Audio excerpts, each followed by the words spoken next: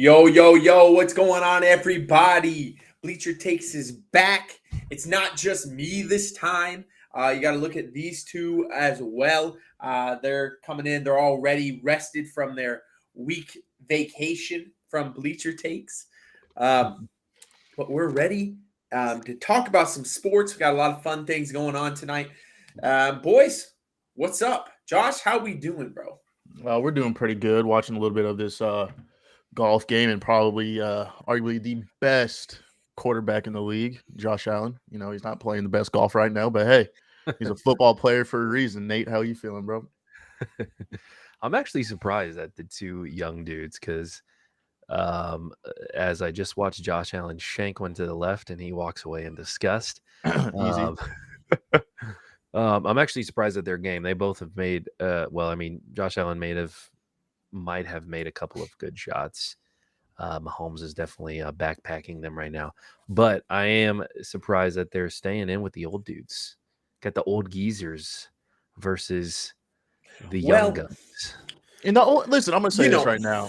The only reason that Brady and Aaron Rodgers are winning right now is because they are older. Oh, well, anyways, playing good. They are older and, about to retire. So this is going to be their hobby. Exactly. So I thought it was pretty funny. Tom Brady grabbed one of his golf balls and he had like a Super Bowl trophy on it. And he was like, hey, Josh, you ever see one of these? Talking to old JA-17. But could be Josh Allen's year this year. I know we're not on football talk yet. We will be for sure. But didn't we say that last year, though? Well, this year's more than ever. I mean, it's this year. Weren't they the best team going into the season last year, though? Yeah, they would have won that coin toss. You think they're Super Bowl champs? Exactly. Let's. It just comes down to a flip of a coin. I mean, you got 13 seconds to stop two guys. Come on. That is. But anyways, we're not getting into that. But I will say that if you boys had listened to the podcast, I did predict the young guys to come away with the victory in this game. And I said, for very stereotypical reasons, Patrick Mahomes is probably very good at golf. His dad was a baseball player, so they were probably pretty rich growing up. Rich boys play golf. I mean, A plus B equals C, and he's carrying Josh Allen through this. And this showing is the Josh first Allen how to win. I'm gonna be rooting for old Kermit the Frog. So, do you think that that Josh Allen might be getting some tips on how to win football games as well as maybe not just I golf? do not want him to play anywhere like Mahomes whatsoever. Josh Allen is an absolute dog, and Mahomes looks like a poodle compared to him on the football field. He got one of these. One. Listen. I'm telling you this right now, and I'll say it on record. I'll say Joe it Burrow on been in record. the league 2 years already. You've been there. I'll say it on record. The Chiefs, ever since they signed Mahomes to that 10-year, $5 billion, whatever it is, they're not going to go back to the Super Bowl. And I stick by it. Hey, man. I mean, Josh Allen, fourth best golfer in that group. Also the fourth best quarterback. I'd rather be the fourth best quarterback than the 32nd best team in the NFL coming with the Giants. So let's go on to the next one. Have the Bills ever won a Super Bowl, buddy? It don't matter. Our time's coming. I've heard that for 3 years, bro. We need more help. It's been 3 years. And like I said, this is the best Bills team that's been. Nate, like you can even lie.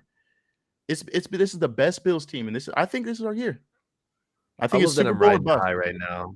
I'm riding on the coattails of a Rams victory, man. Okay, life couldn't be better. We're supposed to be talking about the match right now, but I really want to ask you this question, Nate. Is Aaron Donald retiring? What are y'all doing with that man? You're not going to pay him? What are you doing? Didn't he just sign with Donda? Old Kanye West signed with Kanye West, didn't he?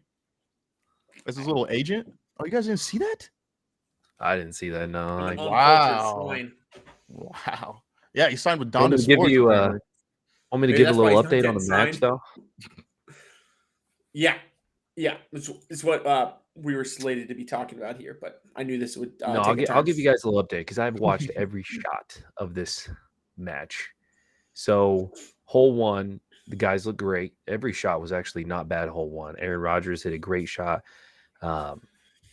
Patrick Mahomes hit a great shot. They both hit great second shots that were very close to the pin, within 10, 15 foot.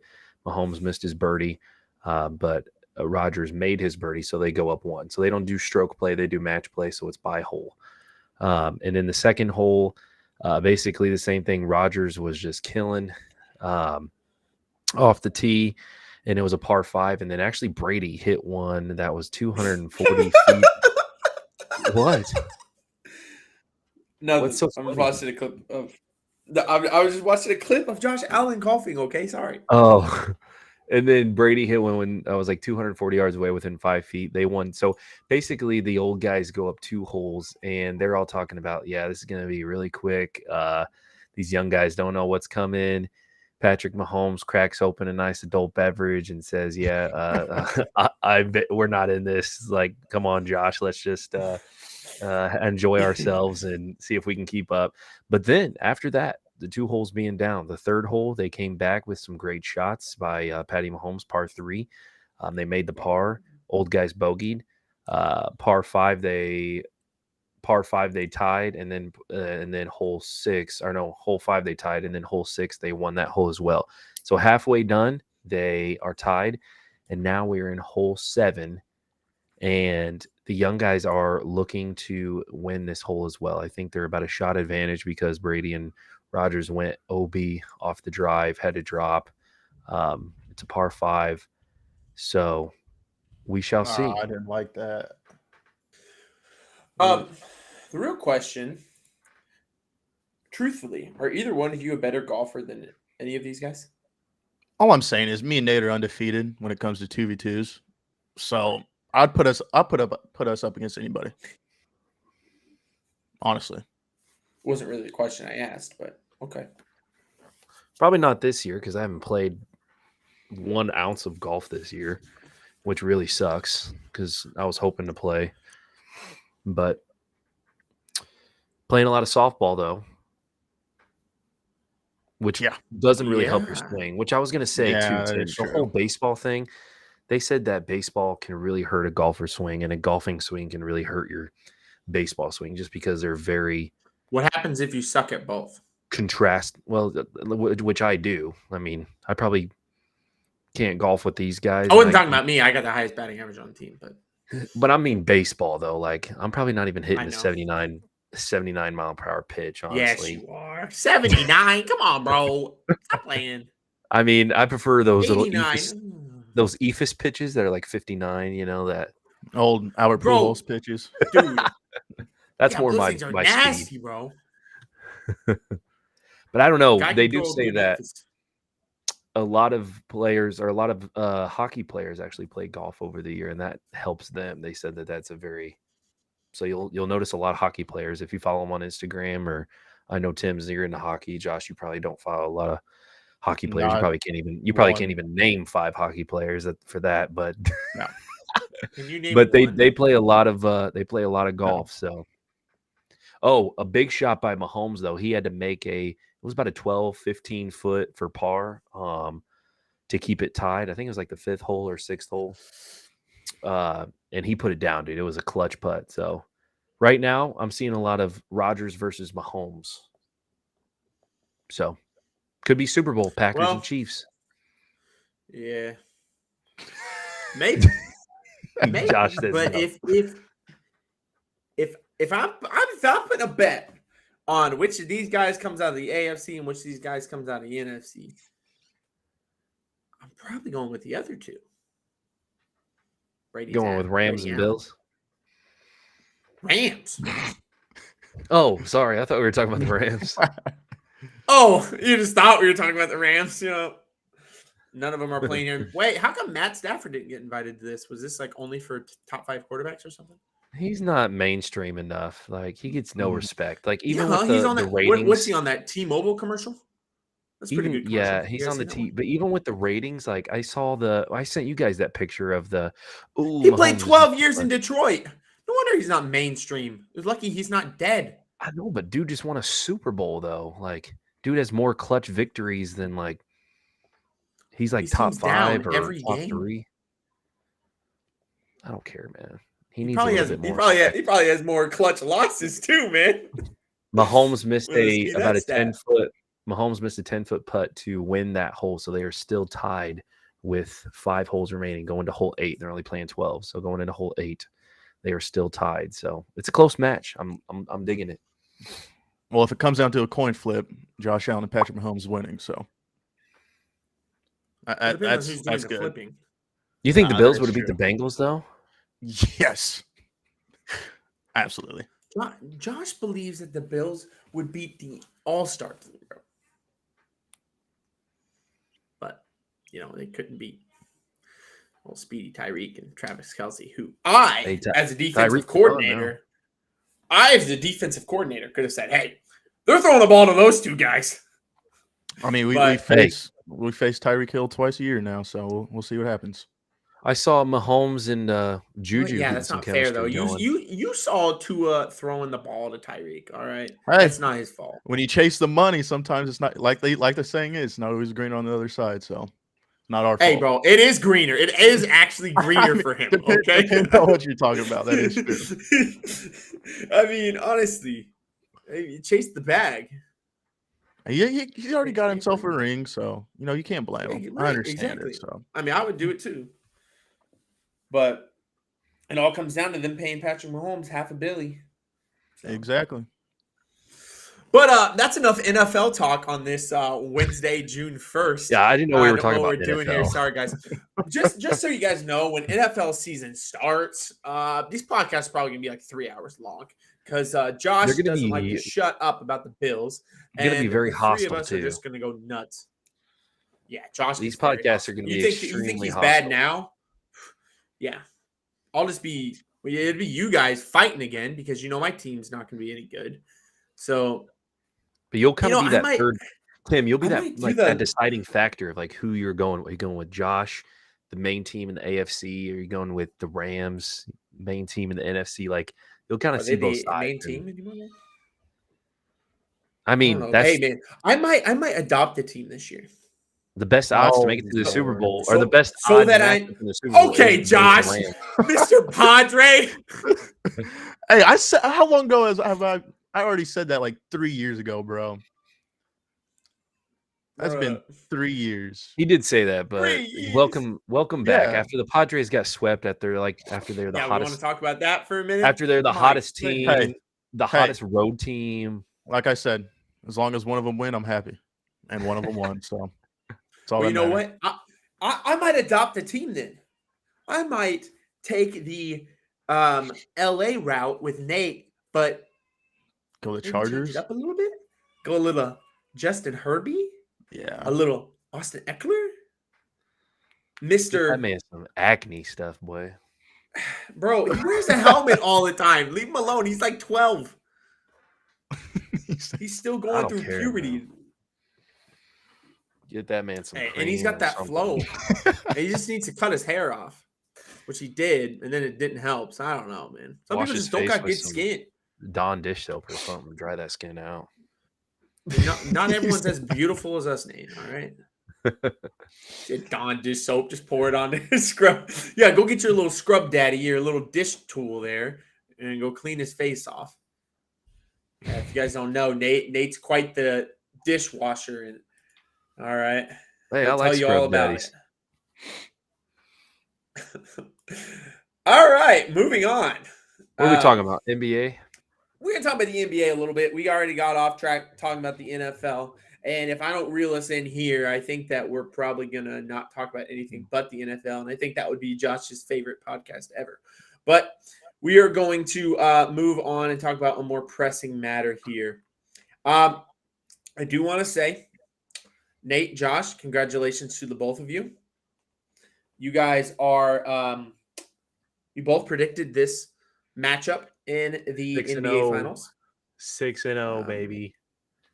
Pretty nice there. The Warriors are playing the Celtics. We all three picked the Celtics, but I had the Suns in this, and we're not going to talk about that. Nate is 6-0 in the NBA picks. Josh is 5-1. I am 4-2. Pretty impressive. Not as impressive as my NHL picks, but we'll get to those. Whoa. Let's talk about NFL too. Let's talk about how I was right in the NFL, but I think one pick, the 49ers beating the Packers. That was the only wrong game I was. I just told you we're not going back to the NFL. Sorry, I just wanted to bring that up because mute, man. That's two sports now where I am king at predictions. Just throwing that out there. Glad you had to get your 2 cents. Oh my Lord! Time. But I don't want to talk about NHL picks. Yeah, you and Nate kind of sucked in the second round. Yeah, dude, I know nothing about hockey, bro. Yeah, me either. So it's all right. Stop playing. Yeah, apparently you don't. 11-1, baby. But NBA, okay, we're talking about everything but NBA right now. Come on, the finals, the Celtics playing the Warriors. The finals. The Warriors back in it, like I said on Sunday. Ooh. The Warriors are back in it for the 6th time in 8 years. Boys, I just want you to know, when we talk about a dynasty, we ain't talking about no little Grizzlies Western Conference semifinals. No, don't even get me started. We're not talking about that kind of dynasty here. We're talking about a team that builds from the ground up, makes it to a couple finals, adds a big free agent, Kevin Durant, loses him, have a couple down years with some guys hurt, come back revamped with some even younger players back in it again. Guys, I'm going to say in our lifetime, the Warriors are the best sports team of our lifetime. Mm-hmm. Of the three of us. In the time that we've been alive, is there a team that has been more the Patriots? Patriots. I mean, yeah. I want to talk about that. But they've won a lot, but did they have an 8-year run where they made it 6 years? I don't know. But I have to look at it, and I'm sure Ethan Curtis was in here. We wouldn't hear the end of that. If you've never seen him, go look at a green beans can. But the Warriors are insane. 6 years of 8. Clay's healthy, Curry's healthy, and they're getting good at the right time, man. But the Celtics, man, they're one of those teams that they just don't know how to win comfortably. That's something that I've just come to the conclusion on. This team is like, you know what? We aren't going to make it easy on our fans, and we're going to lose in front of our fans, so we have to go win away all the time. It's crazy. But this matchup here, the Warriors are undefeated at home in the playoffs, and the Celtics are better on the road in the playoffs. One key thing that I have to say about this series is there's a lot of strength-on-strength matchups going into this. And when I say that, I mean the road Warriors of the Celtics taking on the Warriors who literally have not lost at home. And the Warriors being obviously one of the best three-point shooting teams that's even out there, playing against the Celtics, who are the number one perimeter defense in the league. A lot of strength on strength. Boys, what do you make of this matchup? I think it's super close. I got it like 55-45 Celtics right now. I think the Celtics are going to pull it out. I don't really, like you said, the one thing that really scares me about this matchup for the Celtics is, like I said, I have them winning the finals, but it's not easy to go into chase and win a game. I don't care about the road Warriors stuff, anything like that. This is a whole different ball game when it comes to playing the Warriors at home. So I'm also going to throw that out the window. And another thing that you said that also I'm taking into consideration is like like you said, the Celtics don't make it easy on themselves to win ball games here of late, So, in a close ball game, I'm honestly going to give it to the Warriors just because of experience, but I have a feeling that the Celtics are still going to pull it out somehow. So, I hope I'm right. I would love to see Jason Tatum and Jaylen Brown get a ring after everybody's been on their case for so long, but we'll find out. I think it's going to be fun to watch for sure. Yeah, I mean, I think watching how the Celtics closed out a few of these playoff games is concerning to me, which that just comes from lack of experience. And they're trying to do what the Bucks did last year and win a finals with nobody on that Bucks team last year had ever been in a NBA finals, and they won. And the Bucks or the Celtics are looking to do that same thing. Nobody has ever been. And we obviously know there's many Warriors on there that have been to a finals, and they have young pieces too. But the Celtics are trying to take the young guys, no experience, and do it. And my initial thought is I look at top players on both teams, who's scratching out who's better than who. And I think that the Celtics they edge out the Warriors in that. So, I mean, in that reason, I'm taking them even over experience or over that as a reason.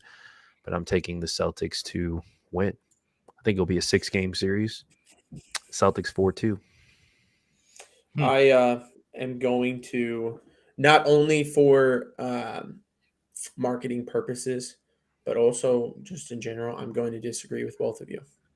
I'm going to take the Warriors in this. For all the reasons that you guys have kind of. No. We haven't picked champions. We haven't picked champions. Yeah. Yeah, I'm going to take the Warriors. For many of the reasons you guys have mentioned, like we said, the Celtics have had trouble closing out games. And the problem with the Warriors the problem with playing them is that if you leave it close at the end of the game, it's over. They're going to win the game because they play smart basketball. They're coached very well. Steve Kerr is one of the best coaches. I know that he was doubted a lot in his career because he had a lot of good players to start out with, but he's a very good coach. And they always seem to set up the right plays. And let me tell you, if they got to hit some clutch free throws at the end of the game, take everybody in the NBA.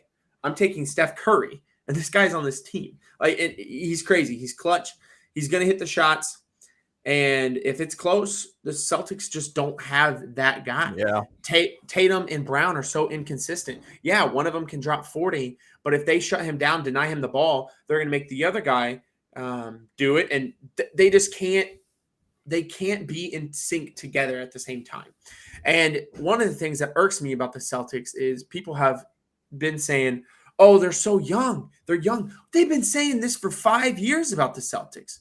I understand that they're not as seasoned as the Warriors, but yeah, they don't have playoff experience or finals experience because they can't make it any year. They're 25 and 24 years old. They've been in the league 5-6 years. Brown and Tatum, I'm meaning. Horford's like 35. Marcus Smart's 28. They have guys that are very seasoned in the NBA, and I'm just tired of people saying, oh, well, they're young. Yeah, that's an excuse. That was fine 3 years ago, but now they got to prove something. And you know what? These Warriors don't really have anything to prove. They've been there 6 of 8 years. They show, you know what? Even if we lose, we're a dynasty. Let's go. The Rangers just scored. But they're a dynasty, and they don't have anything to prove. That's why I'm scared of the Warriors right now. Those guys are going to come out and top 2 defenses in the league too. What can the Celtics really do? I mean, they've really got to lock down on that perimeter defense. But their perimeter defense is the best in the regular season and in the playoffs. So I understand it's great, but it's different playing perimeter defense against the Bucks and against the Heat than it is playing against the Warriors. The Warriors have 5 guys who can go out there and hit 8 threes in a game. They're playing a team they haven't played before. And I don't know. The Warriors are just, I don't know. I just feel like they're just not as scary as they have been before. Like, I know that they're still Steph and Clay, and I get that. And I don't know. I mean, I just feel like the Celtics they're unlike any other team they faced in the playoffs, honestly. I mean, I think that the Grizzlies, they put up a good fight. We already talked about them, how, I'm not going to argue about that. But I mean, they were Ja Morant, a left-handed layup that he's made several times. They were that way of taking game 1. They could have made that a lot closer series. And then if the Suns wouldn't have choked, I think they would have been a lot better matchup against the Warriors too. Like, I think if the Suns would have beat the Mavs, we could see the Suns, playing the Warriors, considering injuries and stuff, obviously. But I mean, the Celtics are the number 1 defensive team. Warriors are number 2. They have great. I mean, it's going to be interesting to see what these guys do, honestly. And I mean, I don't know. The Warriors, like you said, aren't as scary as they used to be. Like, I mean, yeah, Klay Thompson is not the defender that he used to be. He used to be a top 3 perimeter defender in the league. Now, it's not really that fair to him. He tore his ACL and tore his Achilles. Like, dude's not going to be a top 3 perimeter defender anymore.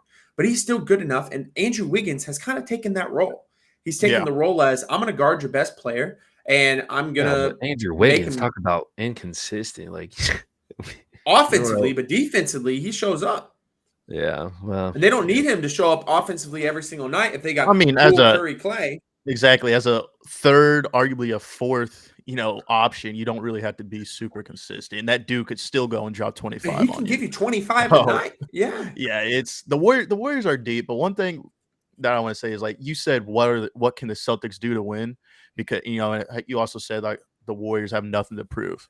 And I think that's what gives, for me personally, that's what's given me the edge to the Celtics, because they have something to prove. Jaylen Brown already said it.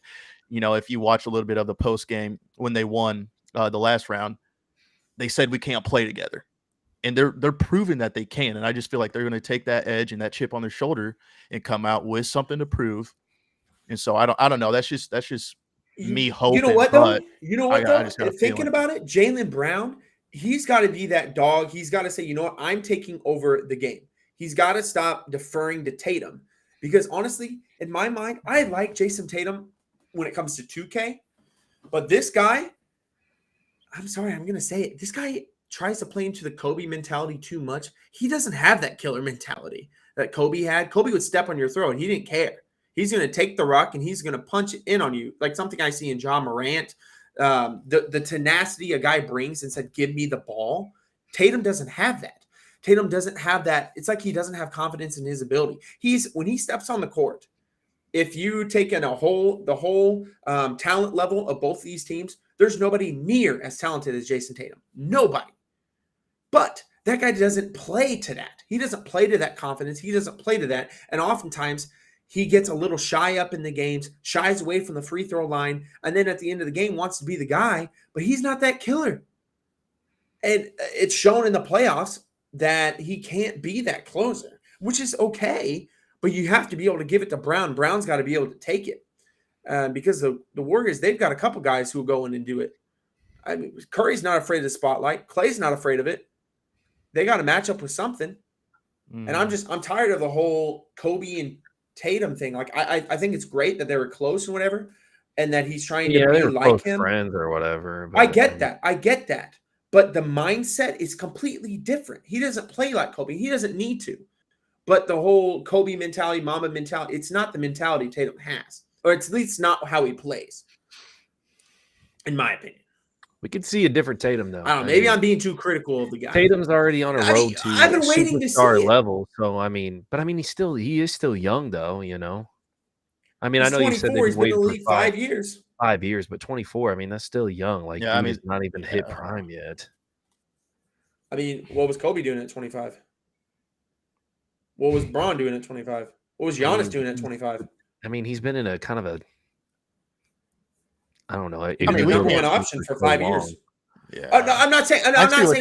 Those three guys I just named are all-time great players. Giannis is going to finish as probably top 20 player of all time. Like, those guys are all-time players. But to put him in that limelight and to say, oh, this is Tatum's time, I don't know, man. I haven't seen it. He's way too inconsistent. And honestly, I ask myself so many times, is this guy even the best player on their team? I've never asked that of LeBron James. Sure. I've never asked that of Giannis. But that's what I'm saying. When you look at how they play. Yeah, I don't know. I think you're being a little too rough on the poor guy now. I do see what Jason Tatum is going to be. Right now, Jason Tatum, he's going to be the best man on the court for both teams when he steps up. That's what I said. I said when it comes to talent, there's nobody near the talent level. But he doesn't play like that, and he doesn't play aggressive like that. If he played like, hey, nobody can guard me, this would probably be over in 5. But he doesn't play that. He doesn't play with that fire. And most of these guys they drafted too. I mean, Jason Tatum, he was drafted 2017, third pick. So I mean, Marcus Smart and Jaylen Brown have been there a little bit, have been there before, because Marcus Smart 2014, Jaylen Brown was a year before Jason Tatum. So I mean, they were there a little bit before Tatum, but I mean, he was drafted in 2017. It's been here 5 years. I mean, I don't know. I mean, I think his time's still coming. I know. I mean, the Celtics were kind of like a poopy team, and they've had a great coach. I mean, that's all they've said. Great coach, and they're starting to put it together. And what was it? One of the years they had terrible injury. Was it last year there was terrible injuries? Or the year before, it was like this team should have been. Weren't they like first or second? Was that the year that like Gordon Hayward, like everybody got injured, or something like that? Wasn't that the COVID year, 2020? I don't know. I think might have been. I don't know. Rangers just scored again, baby. But I don't know. I mean, yeah, maybe I'm being too critical, but I'm just tired of hearing it. I'm tired of hearing, oh, they're young, they're learning. I don't think anybody's ever going to compare Tatum to Kobe, but I think he's. I think he kind of. I mean, he's just close friends with him. He grabs the wristband. I mean, yeah, it is. I mean, I don't think he's comparing. I don't compare. No, it's not that he's comparing. It's not that he thinks that he's Kobe, but it's that he thinks that he is. I mean, he's just not built like Kobe, and that's fine. There's only been like really 2 or 3 guys in the history of the NBA that have that kind of tenacity. Him and MJ, they have that, and that's fine. But I just think he's just paying tribute to Kobe. Right. But I mean, I don't think he's really comparing himself, but because I mean, if he did, it's not. If I said that, I guess I didn't mean compare, but just trying to play in that mindset and play in that. Yeah. Dude, if he had that killer mentality, if he had that Kobe mindset, he's got to be the best player in the NBA. But I don't know. I just haven't seen it. I haven't seen that mentality. I haven't seen that. Maybe it's a confidence thing. I don't know. I just feel like he hasn't like had that skyrocket. But I mean, the dude continues to grow at a very steady pace, and I feel like, 2 or 3 years from now, we'll be talking about Tatum as, exactly. Once these basketball, once these top guys retire, then it's Jason Tatum, top 3 in the league. This year, stats alone. He's arguably a top 5 player already this year. Exactly. Yeah. He's definitely top 10. Yeah. But for him to be like that guy, like when we look at these teams, Curry is obviously an amazing player, but he's not a guy that makes an impact on both sides of the ball. And that's one thing that I think when it comes to championship time, you got to have a guy who makes big impact on both sides of the ball. Like when the Warriors had Kevin Durant, I mean, it was a wrap. You know what I mean? They had Kevin Durant there. Curry's a guy who's great offensively, a very big defensive liability. But Tatum has that aura about him where he can be great offense and defense. He's shown that. And if he can be that superstar, they should be able to take him down pretty easily. But these Warriors can shoot really well, and I don't think that Tatum's going to take over. But if he does, watch out. Because if he takes over, there ain't no way the Warriors are winning. But you got to do it for more than one game at a time. Like, I haven't seen a 3-game stretch where I think that this guy's been like out of this world. He'll drop 41 game and then drop 10 the next. Yeah, and that's exactly another thing that kind of worries me is the Celtics, not even Jason Tatum by himself, but the Celtics as a team have been extremely inconsistent this offseason. I mean offseason, this postseason. But they made it to the finals, and they got, arguably, possibly 7 games to win it all. So I don't know. We'll see. Hopefully they could get it together and be more consistent. This is definitely going to be a fun series. They have a really strong rotation too. I mean, it's not just, we've talked about Jason Tatum, we've talked about Jaylen Brown, but I mean, Marcus Smart's played very well. He does worry me though, because he's the point guard. He's the guy that kind of has the ball in his hands towards the end of the game. Isn't like trying to make that shot sometimes, but he's trying to set it up. Obviously he's the point guard, but there's times when he has the ball at the end of the game. I forget who they were playing, but he made like those 2 blunder plays in a row. You remember we were watching that game, Nate? I think we were watching it. I think it was the Heat, wasn't it? Was it the Heat? Like first, Kyle Lowry stripped him twice. Yeah, I think it was game 4. No, Oladipo. It was Oladipo that got him. Yeah. And it's just times like that. Like I understand. He's going to be huge in this series. Obviously, he's big defender too. He's going to be and we don't know how healthy they're going to be. Opinion. Both those guys are Hubbard, Smart, and Robert Williams, who was all second NBA defensive team, and everybody kind of forgets about Robert Williams. And I know he's a big. I don't think Robert Williams is going to play very much in this series. But I mean, but he's athletic though. Like the thing you can't do against the Warriors, like your big has to be able to guard all positions, which Robert Williams. You know who does that? You know who does that really, really well though? Who kind of fits better against the Warriors?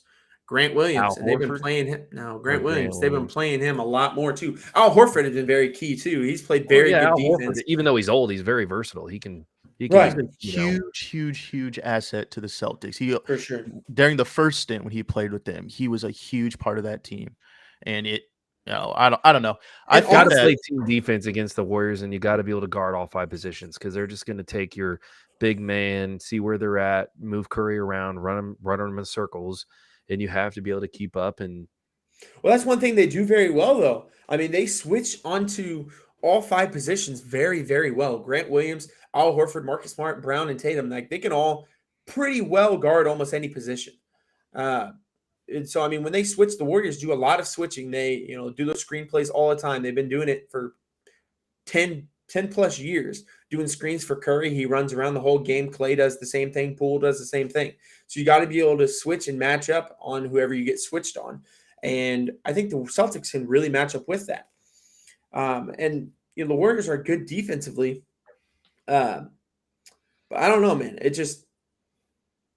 I don't know. I just have a feeling the Celtics haven't shown me enough. They've made it through the Eastern Conference, but they've never really wowed me. You know what I mean? Like they haven't shown me that one performance. I'm like, wow, this team could win it all. They beat the Bucks and the Heat. Yeah, do you see what they did in Game 7 against the Heat? Though it don't matter. They won. They almost, I know, but they almost choked that thing. I mean, they did.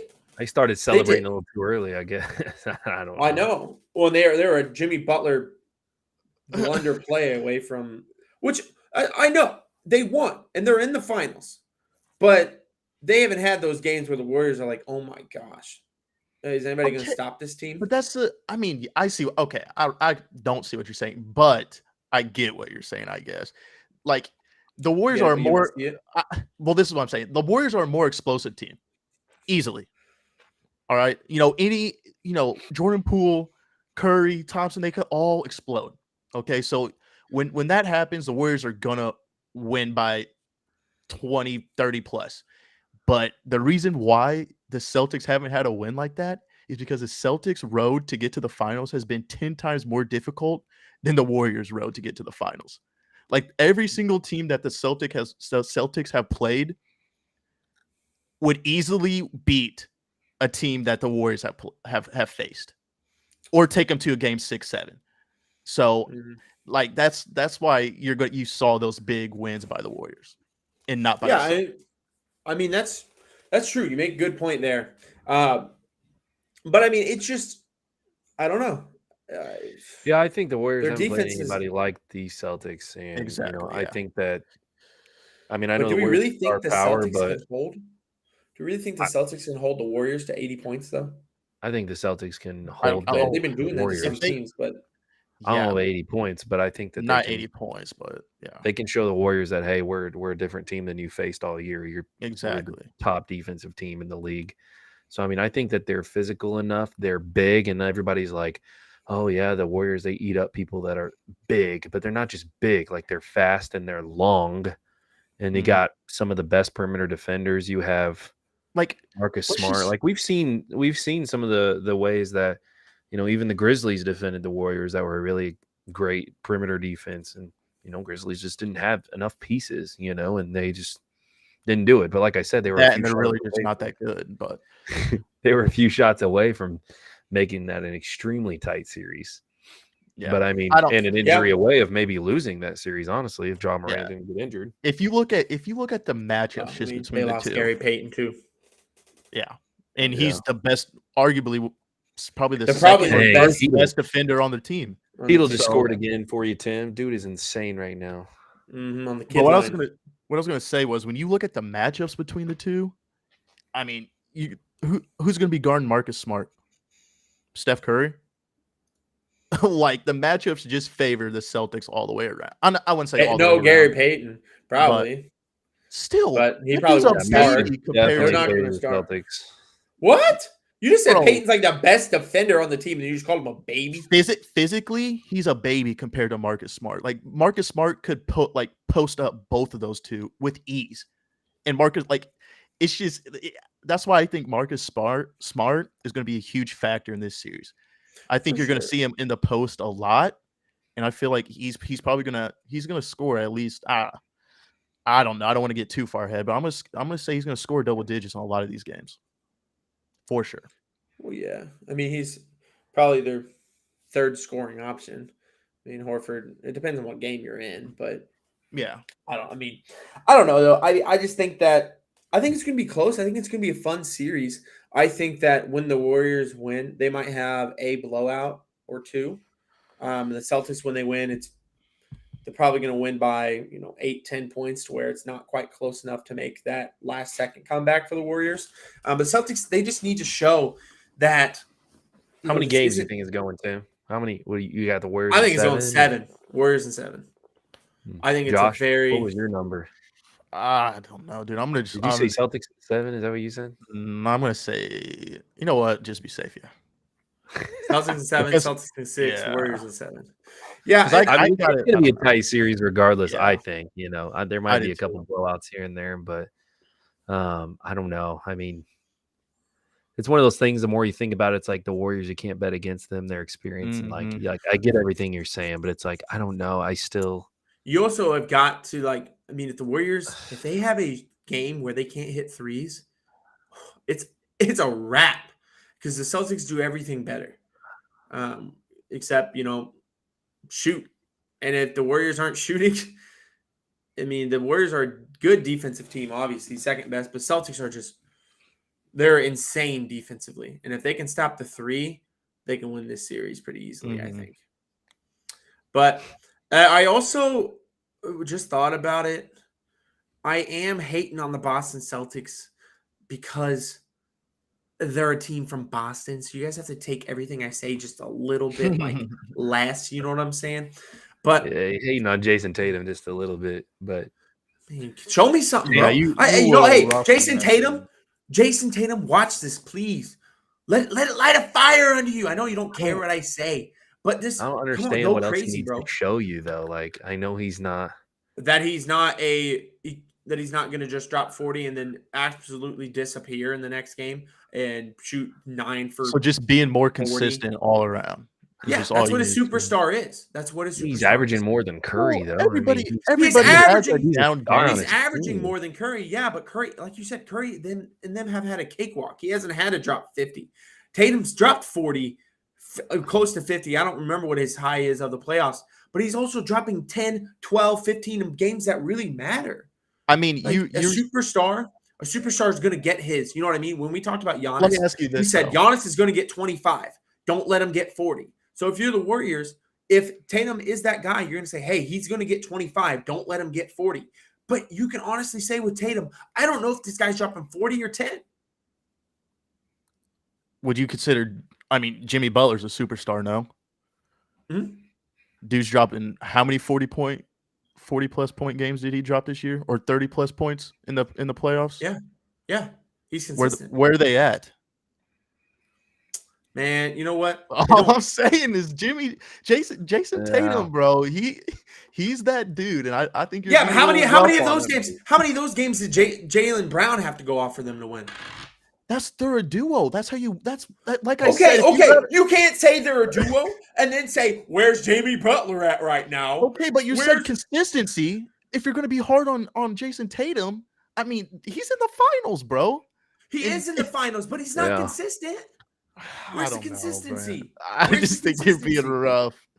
Celtics as a team, they've been very inconsistent. I will say that, but I don't know when he's their best player. He's their best player, right? He's their best player for sure. Yeah, you got to be the one that leads that. If you're dropping 10, you expect your team to win. You expect them to be consistent. Come on now, he can do it. The guy's amazing, bro. The guy is an amazing basketball player. But is he consistent? No, not yet. No, he's not. Is he a top 5 player in the league? We'll see. We'll see. Consistency is key, man. I'm not just going off 1 year how great a guy did or how great a guy's been in a couple of games, man. You got to show up when it matters the most. And there's been too many times when it seemed like they needed a bucket. He tries to go get it, and he's just stopped.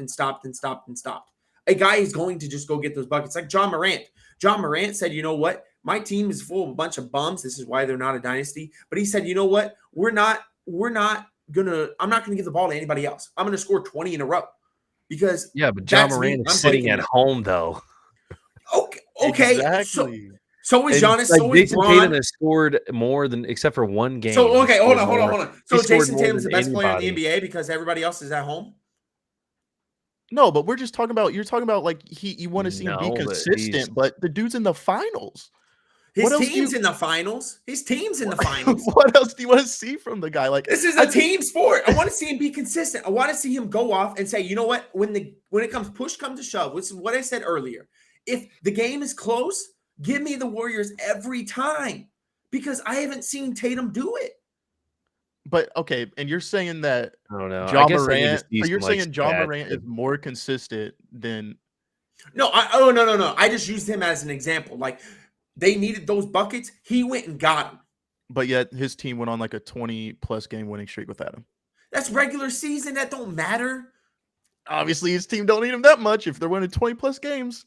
In the regular season, bro, who cares? That's still insane, Tim, to think about. You're winning 20-plus games. What seed were they this year? What seed were they? Like 7th. I get where I know where you're going. But I'm just saying, if he's the best player – and a guy that's going to go get your team those buckets when it's crunch time and you're winning 20-plus games without him, wow. Yeah, those games during when it comes regular season, though, teams aren't pushing as hard for those wins, dude. If they're down, they aren't going to make those big runs and be like, okay, we're going to go push them to shove and put 100% in it at all times. It's regular season. It's different basketball. You can't tell me it's the same basketball that they're playing right now. No, it's just not. Right. And so you know what? Yeah, you're right. And I'm not saying – I never said John Morant's better player than Jason Tatum. He's not. No, yeah, I know. Yeah. But I'm saying he's their star. And he said, you know what? When we need these buckets, I'm going to go get them. Curry says, when it's close, you're going to have to foul me because I'm taking I've watched Jason Tatum make clutch shots like all playoffs. Yeah, he's had more points than his whole team except for one game when Jaylen Brown dropped 40 points. And that's why I feel like you're being hard. I don't know. I am being hard on him, but I have been so tired of they're young. He's not that young anymore. I mean, he's 24. Still is young though. Age-wise, he's young, but when it comes to being like we're in the league. NBA, we're in a league where 20 and 20-year-old dudes, 21, 22-year-old dudes are the superstars on their team, dude. Yeah. It's not like this is some unheard of young kid who's on the rise. Like, yeah, I know he's rising up, but he's rising from like 10th to like 3rd. It's not like he's rising the Boston Celtics number 75. They've taken the Boston Celtics and like kind of grown consistently. They haven't like how many years have they been a top 3 team though in the East? But I just want to look at their matchup. Who have they lost? Who have they lost to like in those years in the playoffs? Like I want to look at those matchups. They lost to Bron 1 year. I remember that because I remember. Yeah, and didn't he go on to win Didn't they go on to win the finals that year or something like that? Yeah, no, and you know what? Like I said, he has made some great strides.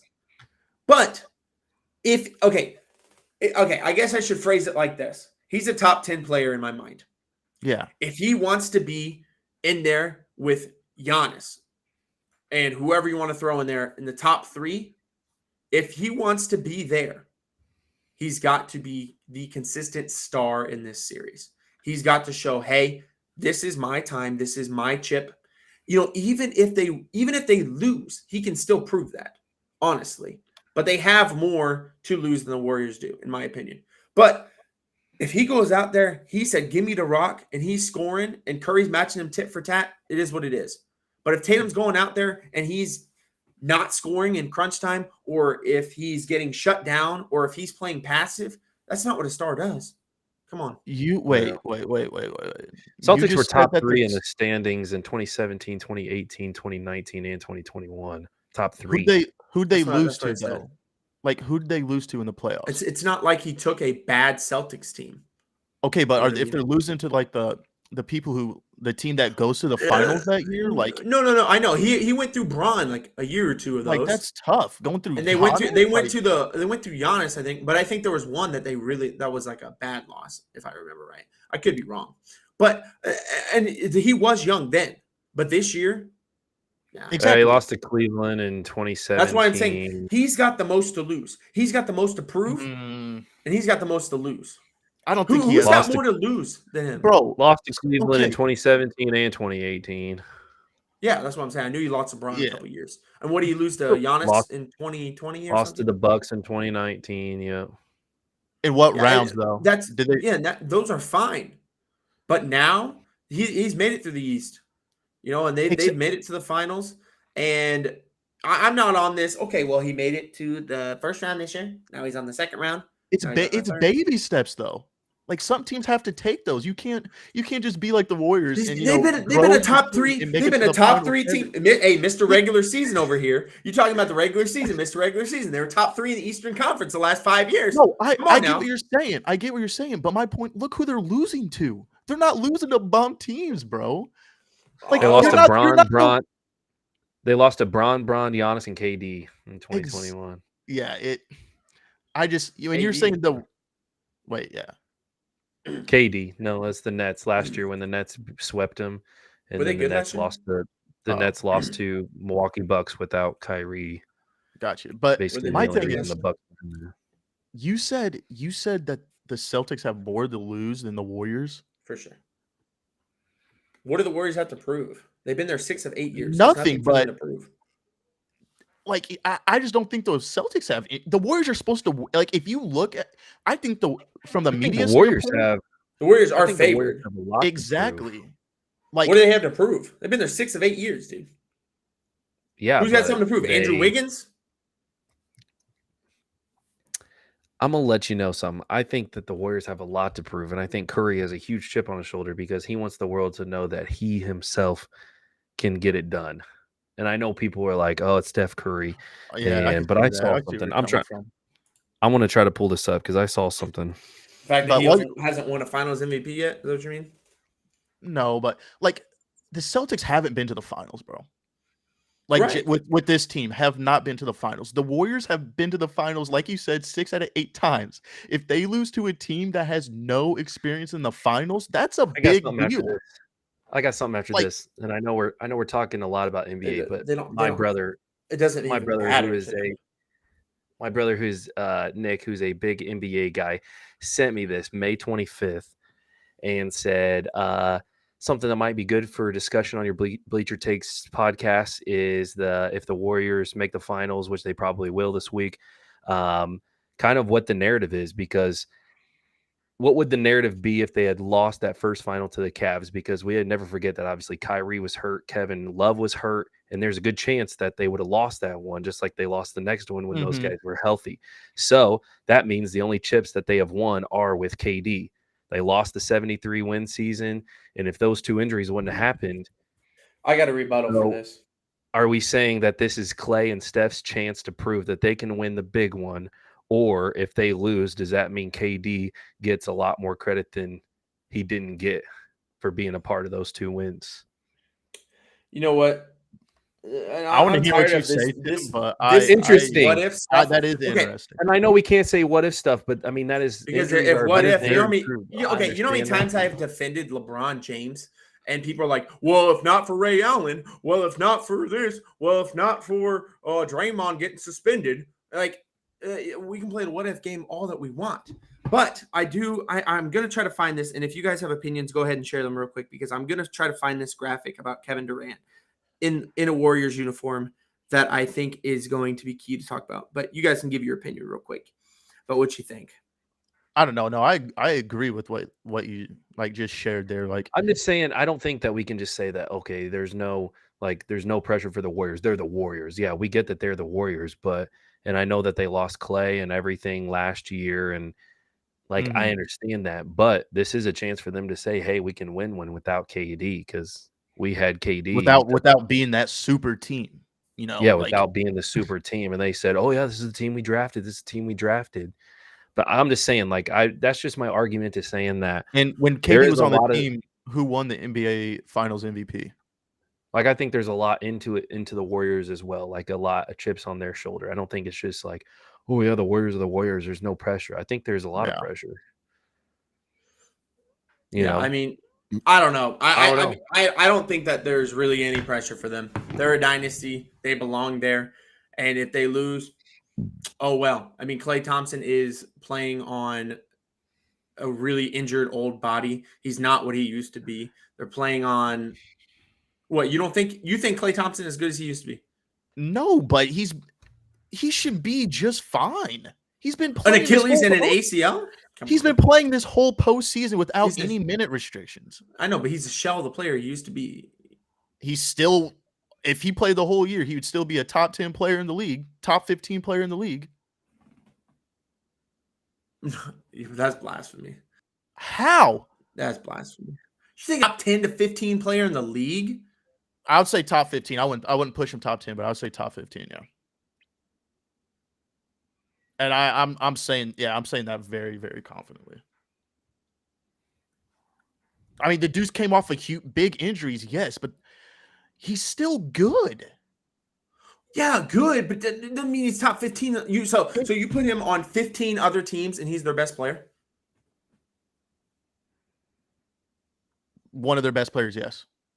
Not one of. If he's a top 15 player, he's the best player on 15 teams in the NBA. That's what you're saying. Well, I'm going to look at it. I'm not going to answer that, but I think, yeah. You think if KD wouldn't have got hurt, that the Raptors would have won in 2019? I mean, because they had a fully healthy Curry and Clay. They should have won in 2019. We play this what if every single year, man. If the Knicks were a good team, then we would win the finals. But I'm just saying this. Let's not forget that the Warriors lost against the Raptors in 2019 with a perfectly healthy Curry and Clay.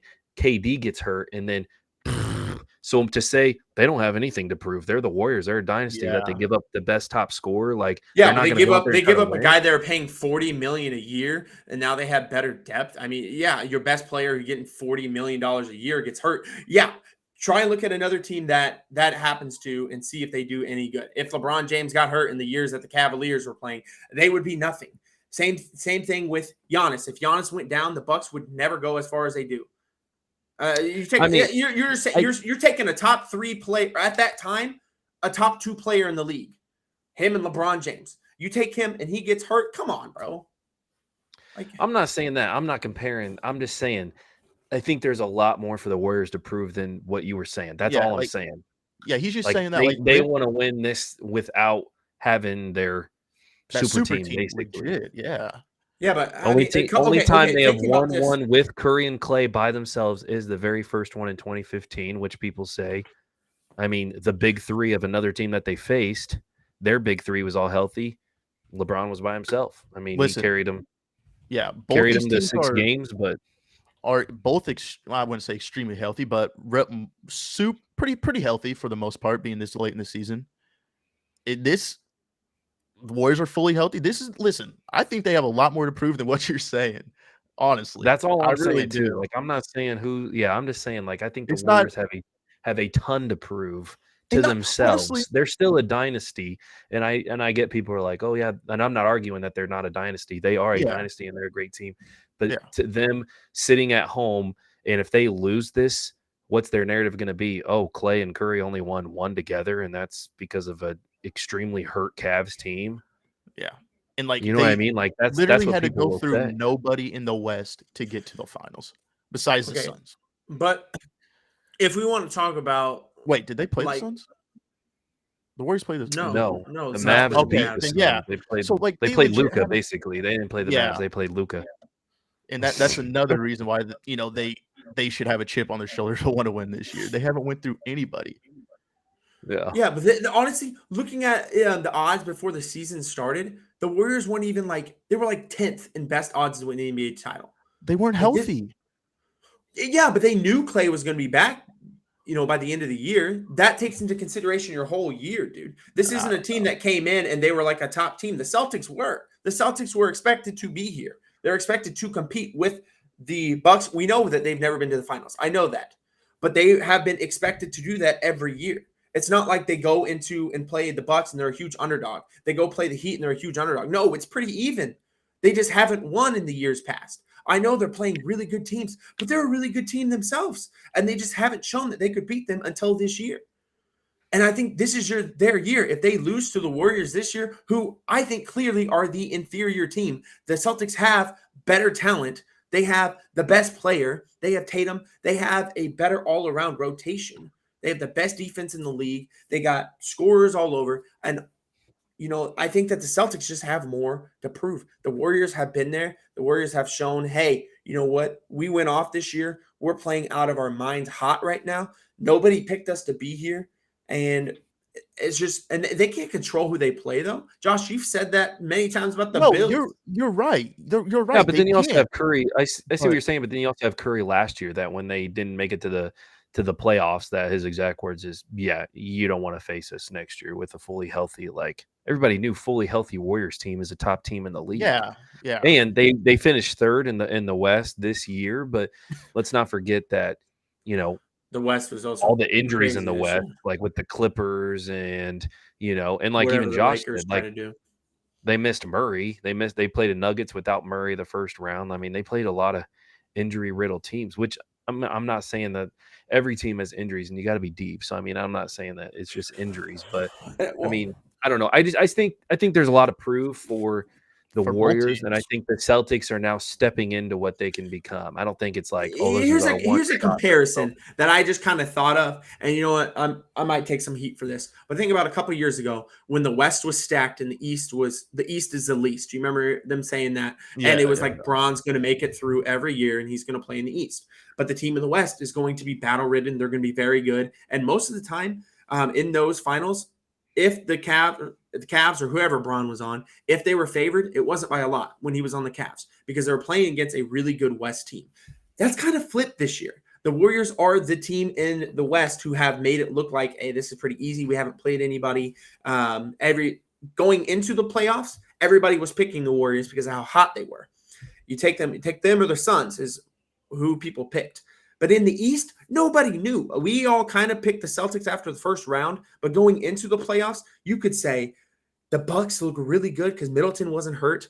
The 76ers were starting to do something there. The Heat, the deepest team that was in the playoffs, and the Celtics. So they have had to make it run through the gauntlet. And now they're playing against a team that has not played anybody. So really, the Celtics should be able to beat them because they've played better opponents. They've played in a tougher conference, and they've beat the teams.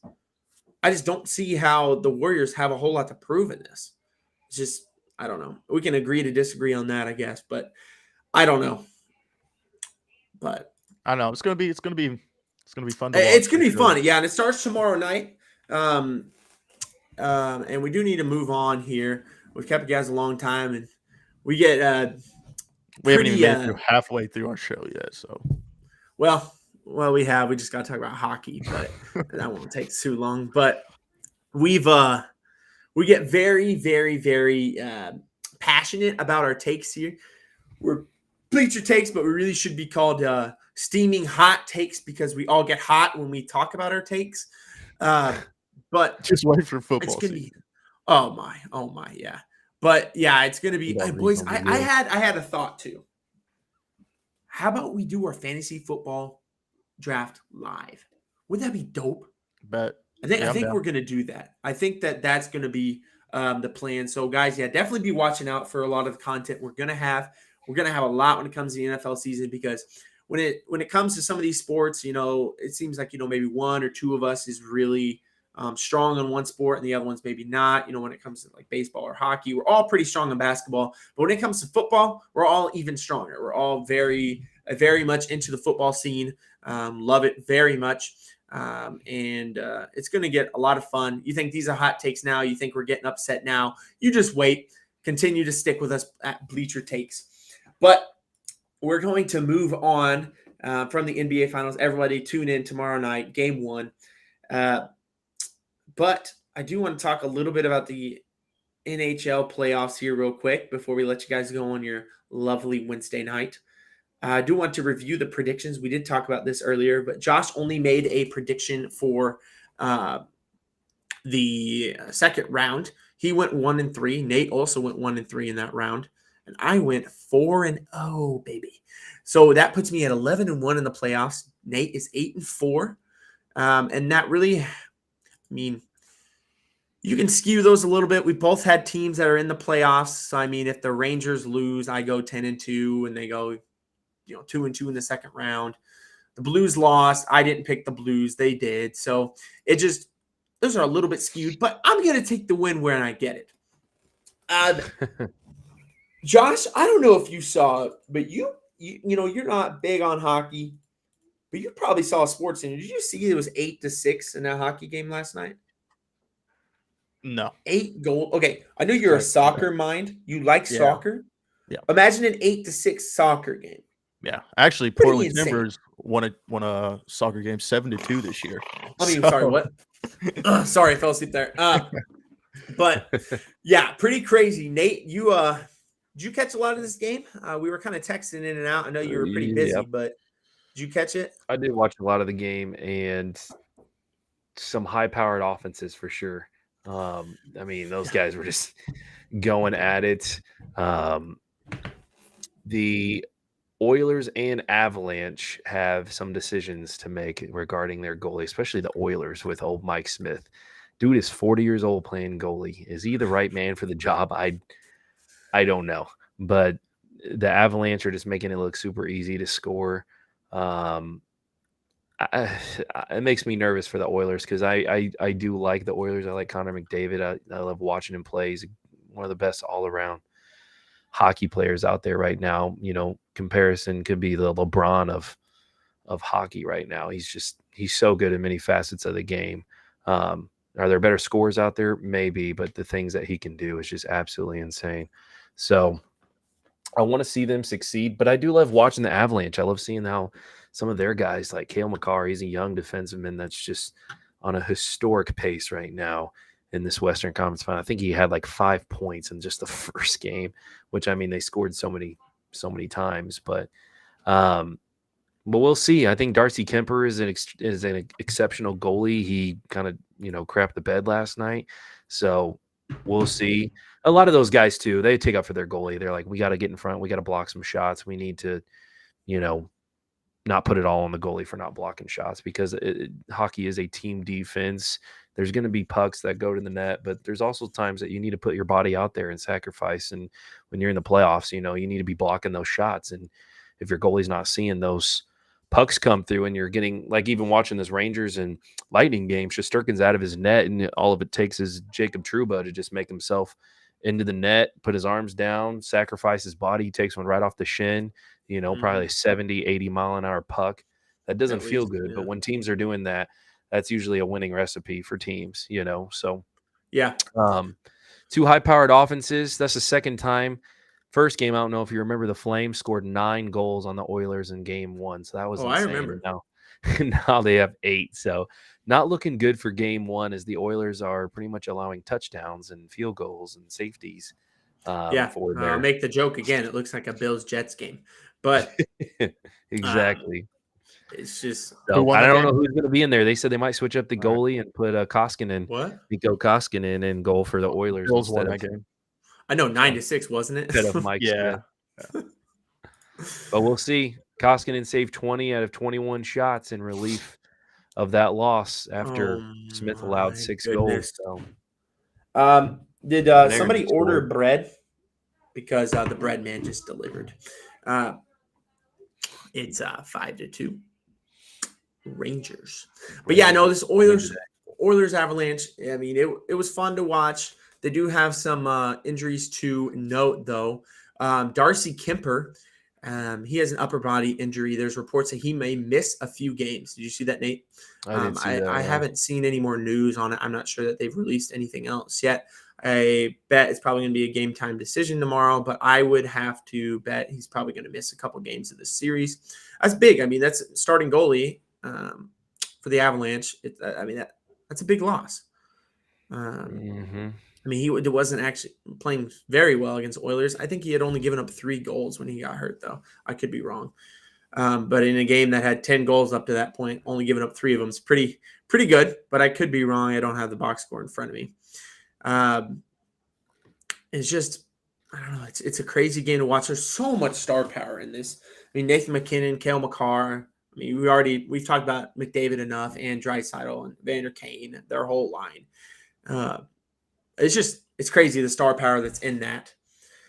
It's going to be fun to watch. If every game is 8-6, we are in for a treat. Unless you like defense. But it's been crazy. And even this game, the Rangers are playing the Lightning right now. And just want everybody to know, these two haters over here that go by the names Josh and Nate both picked the Rangers to lose in the second round. So I just want them to know that. Is it only the second round of these playoffs? No, it's the conference finals. There's only 4 teams left. I said in the second round, you guys picked. In the second round, we had the Hurricanes to win, and the Rangers won, coming back from 3-1, which is surprising. The Rangers have came back from being down 3-1 in 2 series in a row. Which I'm actually kind of scared that we're winning game 1 right now, but yeah, which I mean that's not a recipe to win either. But I think that one of the big things that we were talking about is the Lightning swept. Prior to this, they won 4 games. Rangers had to go to a game 7. So I saw an article where it said, what's going to be more important, rest or rust? Is the Lightning going to be rusty coming out because they haven't played in so long because they swept, their team, or the Rangers going to be not rested well because they went to a game 7? And obviously we're seeing that. Apparently Vasilevsky is still resting. He's given up 5 goals tonight. So yeah, exactly. That's a shocker there because for sure usually doesn't. But as I'm watching the game, Shesterkin is down and appears to be injured, which is not good for. No, he's fine. He's getting up. He's shaking it off. Shake it off. Get up. Come on now. If we got to put Keith Kincaid in there, please don't. I don't know what happened. Oh, we got hit in the face with a stick by Steven Stamkos. Trash. Appeared to be an accident. He was going for the puck. One thing I do want to say about the Rangers, though. This is a team that I guess they're the Celtics from 3-4 years ago. They're a team that is very young. There's not a whole lot of playoff experience here. They do have some veterans, but every hockey team has some veterans.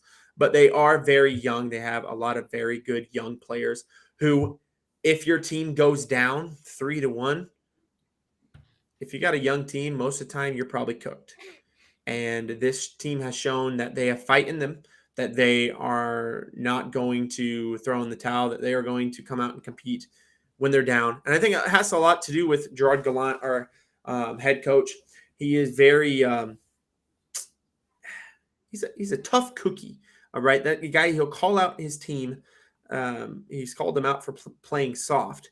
He called them soft in the Penguins series. He did it a couple times during the regular season, and they just got young players who aren't scared of the spotlight, aren't scared of being down, and they're playing their minds out right now. I mean, who would really? I mean, besides me, who would have picked the Rangers to be in the Eastern Conference Finals right now? Probably nobody. I mean, they were good in the regular season. I know I didn't. Well, going into the second round, they had the worst odds in the Eastern Conference to make it to the Stanley Cup. I think it's just because of they're different things that we saw. But I mean, I don't know. I think the Rangers are a good team, and the Lightning without Braden Point is just. I don't know. I think they really do miss Braden Point for sure in these instances. So, but I did see. I think he's done for the playoffs, so I don't think there's anything. Yeah, I don't think he's coming back. They said that he's most likely out for at least the whole East final. So yeah, maybe could come back later. I don't know. Well, they're not making it out of the final, so that's fine. But yeah, no, I mean, I just think it's a fun series. I honestly didn't expect this game. I honestly expected these games to be 2-1, 3-1, maybe with empty netters, something like that. Some really good goalie play, and who allows that second goal. And it honestly, obviously, has not been that tonight. Igor has played pretty well. I mean, he's given up 2 goals, but in the playoffs, pretty stinking good. But I do want to get your guys' picks here before we end the show. Oilers and Avalanche. Boys, who are we going with in this one? Going with the Avalanche. I am as well. Josh, are you going to Go with the Avalanche too? Yeah. I think they're the best team in this. Yeah. Perfect. Best team in the West for sure, hey? And the Lightning and the Rangers. Where are we feeling here? On the count of three, let's say. You ready? 1, 2, 3. Lightning. All right. All right, try that again. All right. No, honestly, I really wanted. Obviously, I want to pick the Rangers in this, and watching how they play, I think it's going to be a Game 7 again. And obviously, the Lightning are not a team you want to play in a Game 7, but it would be in New York. I like the Rangers in this one, man. I just think that they're hot. They're playing with the tenacity, and a guy who I think they need to just put the C on his chest. They need to just name him captain. Chris Kreider is coming alive. That guy scored 52 goals in the regular season. I believe matching a Ranger season high for goals all time. And a guy who's just a leader. And him and Mika Zibanejad have been just as deadly as almost any duo in the league. I mean, Draisaitl and McDavid are unfair. But Mika and Kreider together have just been nasty. Each goal, one of them's assisting on the other one. They're playing so well together, and they're leading this team. And Igor is getting hot at the right time. He's got a 940 save percentage in his last 10 games. In the playoffs, that's pretty insane. He's getting hot at the right time. They're playing well. They're up 5-2 on the defending champs right now, a team who literally was unbeatable last round. They swept a very, very, very good Panthers team, and they look like they couldn't be beaten. And the Rangers have come out here and showed their will, and they're up 5-2. I know there's still 15 minutes left in this, but I'm picking the Rangers. I'm going with them. Yeah, my guess is Rangers. Yeah, I'm gonna obviously off one game. It's easy to say, "Oh yeah, well they look good in this game," but I like the energy we got. But we'll see. I'm sorry and I'm sad for you guys that the Blues did not make it. I was really hoping that we would have to have a chance to blow our savings accounts, but doesn't look like that's going to be the case. Well, let's see. No Blues and Rangers, eh? I wonder how much tickets would be to go to Colorado, because that wouldn't be too bad, I guess. I might be making that trip alone, but. Boys, it's been fun. We got our picks in here. They're both picking the Celtics to win the finals. I'm taking the Warriors. They're both taking the Avalanche and Lightning. I'm taking the Avalanche and Rangers. And we're going to see. We got a fun weekend of sports coming along. And be tuning in, man. Nate, please give us one last update on the match. Has that ended? It is tied going to the last hole. So we're about to see. Looks like I'm going to be watching on two different screens right now, the Rangers and the match. Yeah, so both teams have had chances from what I've seen, and the young guys were up a couple holes ago, and then had a bad hole, and I think they tied. They both tied the last two holes, so we're coming on this last hole. Whoever wins the hole wins it all, and if they go to a tiebreaker, then I think they just keep repeating the last hole until there's a winner. So we shall see. I do want to say one last thing, in case you guys have not been in tune with baseball. I think Tommy Pham is trying to make a case for the biggest crybaby in the MLB right now. Don't know what that man's trying to do. Calling out Mike Trout being the worst fantasy football commissioner in baseball. And he's acting pretty serious while saying this stuff. I'm a pretty good commissioner. So. Yeah, this is coming from a guy who has the best team in the league every single year. But anyways, guys, let's I know how to draft. End on a good note. But yeah, it's pretty nice, when you auto pick your first draft pick, that kind of screws. Yeah, Josh was mad about an old Davante Adams. When didn't you get Davante Adams? Yeah, there were some good running backs available. But we will be live streaming our fantasy football draft. Nate is the commissioner of that league, so he's going to make that happen for us. And if you guys see him doing anything suspicious on his screen, just let us know. But Anyways, boys, it was good talking with you guys. I haven't talked with you guys in a little while. Been missing your friendly faces. Oh my gosh. Rangers just scored again. And who did I just say? I said Mika Zibanejad and Chris Kreider together, been nasty. Guess who just scored again? Those two. Mika. Yeah, I saw that. They were on a power play though, so I mean. Okay, way to just throw water on my fire there, but it doesn't matter, Nate. You know who else is watching this game with you right now? It was a good cross ice pass though. Yeah. I was gonna say Ryan O'Reilly and the Blues are watching this game with you right now. So yeah, unfortunately. There. But anyways, boys, have a good night. Stream. Thank you guys all for stopping in here and chatting with us. I know you love to see our excited faces when we got heated talking about the NBA. And believe me, there's going to be a lot more of that. But tune in Sunday. We're going to be going live Sunday night. Just be watching our social medias. And boys, have a good night. Peace out.